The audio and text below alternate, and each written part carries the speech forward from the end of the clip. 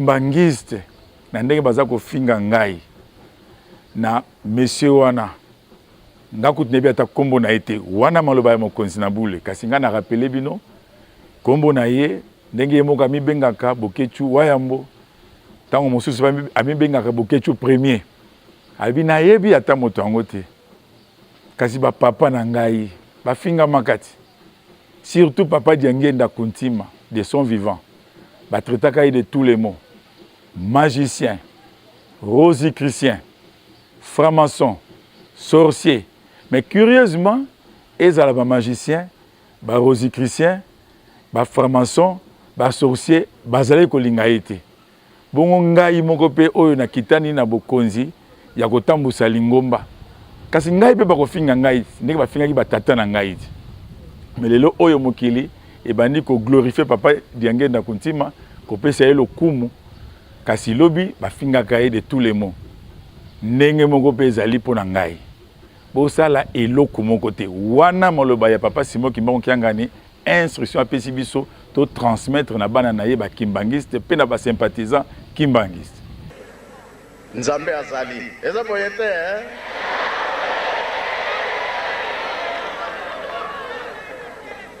kasi tolobi boye tozongisa te ata bafingi ata balobi tozongisa ba kimbangiste bosala eloko moko te wana papa Simon Kimbangu Kiangani abi basala eloko moko te batia mobulu te batomboka te babuka eloko ya moto te ba menacer ndeko wana te balobi alobi soki mobulu esalemi soki basali ba dégâts ebele alobi ba répercussion ekosalema ekozala grave tant sur le plan spirituel que matériel. Na kati na mokili mobimba na répéter maloba oyo ye moko sa divinité papa Simon Kimbangu Kiangani ayebisi biso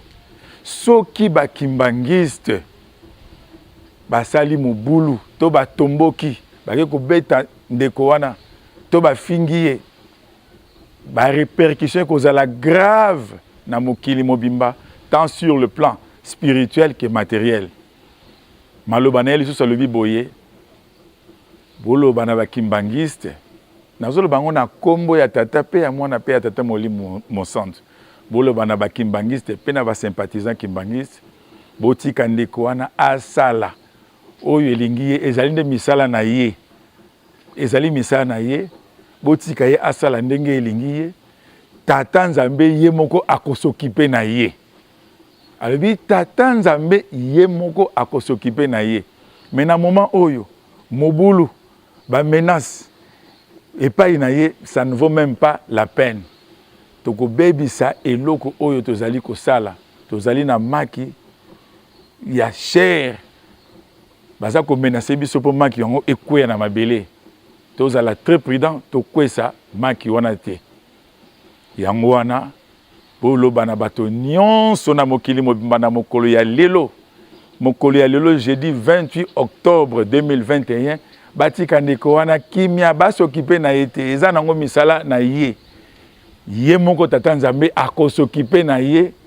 kobanda tango oyo ti ndenge ye moko ayebi akosala yango wana message oyo tolingaki toyebisa bino bomoni décor ndenge ezali planté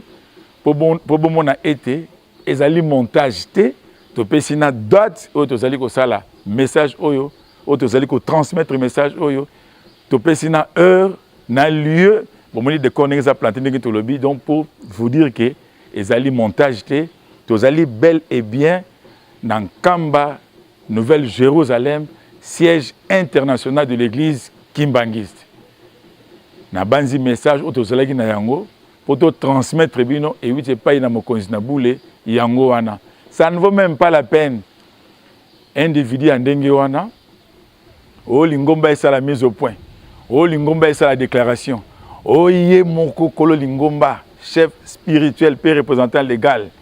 sa divinité papa Simon Kimbangu Kiangani aloba ça ne vaut pas la peine un individu ya ndenge wana eza lokola Tommy Kitisi na niveau moko trop bas yango wana bandeko na biso ba kimbangiste pe ba sympathisant kimbangiste ezali montage te ezali message moko vrai oyo tozwi epai ya ye moko chef spirituel pe représentant légal de l'église kimbangiste sa divinité papa Simon Kimbangu kiangani yango wana toye ko transmettre bino yango de vive voix to soki sindengo wana na kombo ya tata pe ya mwana pe ya tata molimo mo santo amen nzambe azali eza boye te